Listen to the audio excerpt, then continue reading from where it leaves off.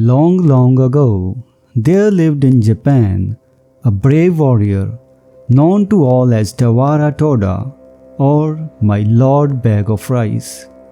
His true name was Fujiwara Hidesato, and there's very interesting story of how he came to change his name. One day he sailed forth in search of adventures, for he had the nature of a warrior and could not bear to be idle. So he buckled on his two swords, much taller than himself, in his hand, and slinging his quiver on his back, started out. He had not gone far when he came to the bridge of Seta no Karashi, spanning one end of the beautiful Lake Biwa. No sooner had he set foot on the bridge than he saw, lying right across his path, a huge serpent dragon. Its body was so big that it looked like the trunk of a large pine tree, and it took up the whole width of the bridge. One of its huge claws rested on the parapet on one side of the bridge, while its tail right against the other. The monster seemed to be asleep, and as it breathed, fire and smoke came out of its nostrils.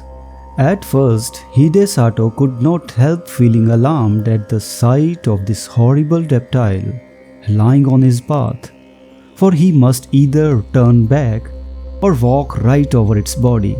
However, he was a brave man, and putting aside all fear, went forward dauntlessly. Crunch, crunch. He stepped now on the dragon's body, now between its coils, and without even one glance backward, he went on his way. He had only gone a few steps when he heard someone calling him from behind. On turning back, he was much surprised to see that the monster dragon had entirely disappeared, and in its place was a strange-looking man who was bowing most ceremoniously to the ground. His red hair streamed over his shoulders and was surmounted by a crown in the shape of a dragon's head. It was patterned with shells. Hidesato knew at once that this was no ordinary mortal, and he wondered much at the strange occurrence. Where had the dragon gone in such a short space of time? Or had it transformed itself into this man? And what did the whole thing mean? While these thoughts passed through his mind, he had come up to the man on the bridge and now addressed him. "Was it you that called me just now?" "Yes, it was I," answered the man. "I have an earnest request to make to you. Do you think you can grant it to me? If it is in my power to do so, I will," answered Hidesato. "But first tell me who you are." "I am the Dragon King of the lake, and my home is in these waters just under this bridge." "And what is it you have to ask of me?" said Hidesato. "I want you to kill my mortal enemy, the centipede, who lives on the mountain beyond." And the Dragon King pointed to a high peak on the opposite shore of the lake. "I have lived now for many years in this lake, and I have a large family of children and grandchildren. For some time past, we have lived in terror, for a monster centipede has discovered our home, and night after night it comes and carries off one of my family. I am powerless to save them. If it goes on much longer like this, not only shall I lose my children, but I myself must fall a victim to the monster.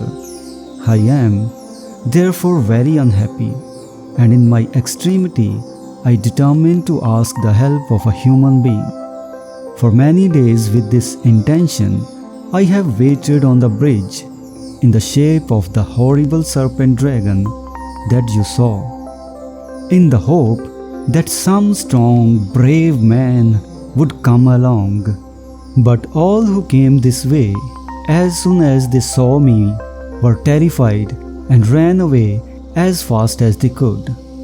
You are the first man I have found.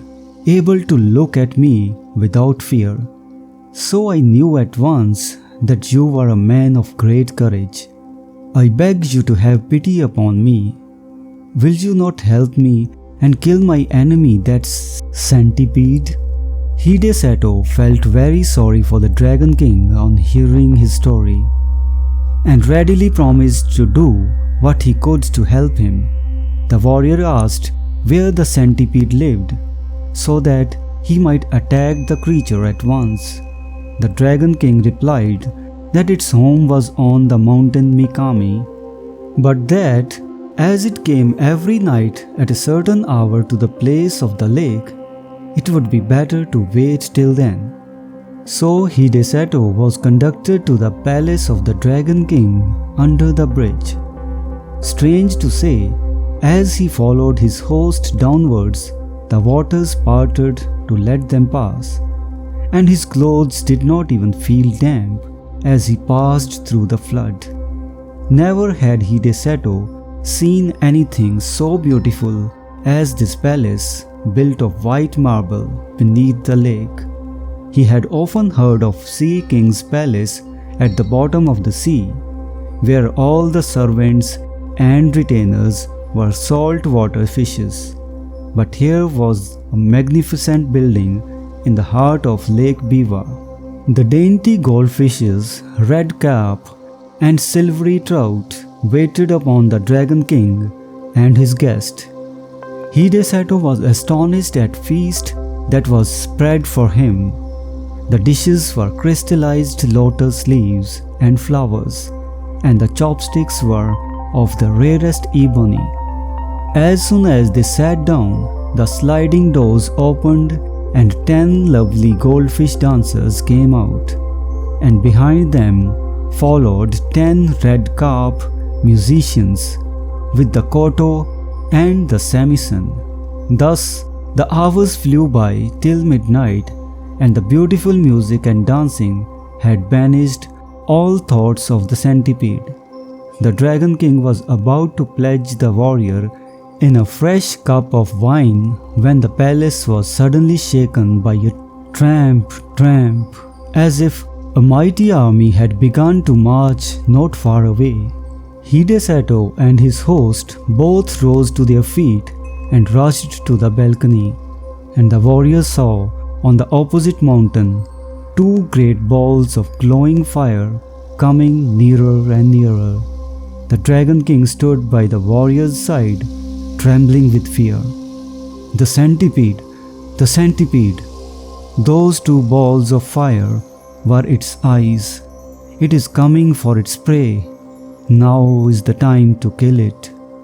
Hidesato looked where his host pointed, and in the dim light of the starlit evening, behind the 2 balls of fire, he saw the long body of an enormous centipede winding round the mountains, and the light in its 100 feet glowed, moving slowly towards the shore. Hidesato showed not the least sign of fear. He tried to calm the Dragon King. "Don't be afraid. I shall surely kill the centipede. Just bring me my bow and arrows." The Dragon King did as he was bid, and the warrior noticed that he had only 3 arrows left in his quiver. He took the bow and, fitting an arrow to the notch, took careful aim and let fly. The arrow hit the centipede right in the middle of its head, but instead of penetrating, it glanced off harmless and fell to the ground. Nothing daunted, Hidesato took another arrow, fitted it to the notch of the bow, and let fly. Again the arrow hit the mark. It struck the centipede right in the middle of its head, only to glance off and fall to the ground. The centipede was invulnerable to weapons. When the Dragon King saw that even the brave warrior's arrows were powerless to kill the centipede, he lost heart and began to tremble with fear. The warrior saw that he had now only 1 arrow left in his quiver, and if this one failed, he could not kill the centipede. He looked across the waters. The huge reptile had wound its horrid body 7 times round the mountain and would soon come down to the lake. Nearer and nearer gleamed fireballs of eyes, and the light of its 100 feet began to throw reflections in the still waters of the lake. Then suddenly the warrior remembered that he had heard that human saliva was deadly to centipedes. But this was no ordinary centipede. This was so monstrous that even to think of such a creature made one creep with horror. Hidesato determined to try his last chance. So taking his last arrow and first putting the end of it in his mouth, he fitted the notch to its bow, took careful aim once more and let fly. This time the arrow again hit the centipede right in the middle of its head, but instead of glancing off harmlessly as before, it stuck home to the creature's brain. Then with a convulsive shudder, the serpentine body stopped moving, and the fiery light of its great eyes and 100 feet darkened to a dull glare like the sunset of a stormy day, and then went out in blackness. A great darkness now overspread the heavens. The thunder rolled, and the lightning flashed, and the wind roared in fury, and it seemed as if the world were coming to an end. The Dragon King and his children and retainers all crouched in different parts of the palace, frightened to death, for the building was shaken to its foundation. At last the dreadful night was over. Day dawned beautiful and clear. The centipede was gone from the mountain.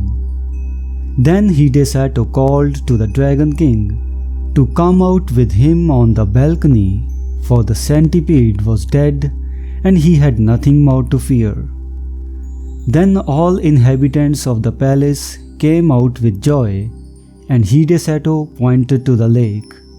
There lay the body of the dead centipede, floating on the water, which was dyed red with its blood. The gratitude of Dragon King knew no bounds. The whole family came and bowed down before the warrior, calling him their preserver and the bravest warrior in all Japan. Another feast was prepared, more sumptuous than the first. All kinds of fish, prepared in every imaginable way, raw, stewed, boiled and roasted, served on coral trays and crystal dishes, were put before him, and the wine was the best that Hidesato had ever tasted in his life. To add to the beauty of everything, the sun shone brightly, the lake glittered like a liquid diamond, and the palace was 1,000 times more beautiful by day than by night. His host tried to persuade the warrior to stay a few days, but Hidesato insisted on going home, saying that he had now finished what he had come to do and must return. The Dragon King and his family were all very sorry to have him leave so soon, but since he would go, they begged him to accept a few small presents. So they said, in token of their gratitude to him for delivering them forever from their horrible enemy, the centipede. As the warrior stood in the porch taking leave, a train of fish was suddenly transformed into a retinue of men, all wearing ceremonial robes and dragon crowns on their heads, to show that they were servants of the great Dragon King. The presents that they carried were as follows. First, a large bronze well. Second, a bag of rice. Third, a roll of silk. Fourth, a cooking pot. Fifth, a bell. Hidesato did not want to accept all these presents, but as the Dragon King insisted, he could not well refuse. The Dragon King himself accompanied the warrior as far as the bridge, and then took leave of him with many bows and good wishes, leaving the procession of servants to accompany Hidesato to his house with the presents.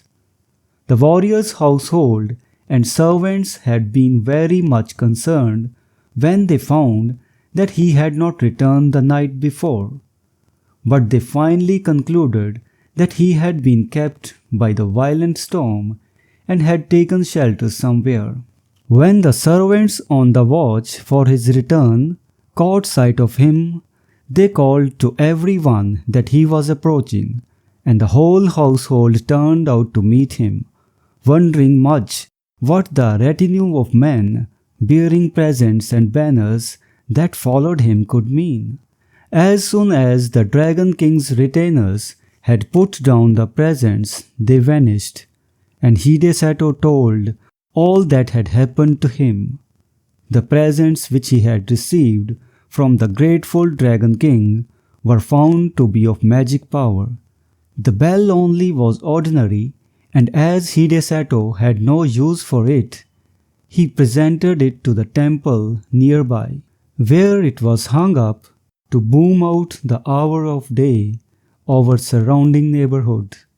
The single bag of rice, however much was taken from it day after day for the meals of the night, and his whole family never grew less. The supply in the bag was inexhaustible.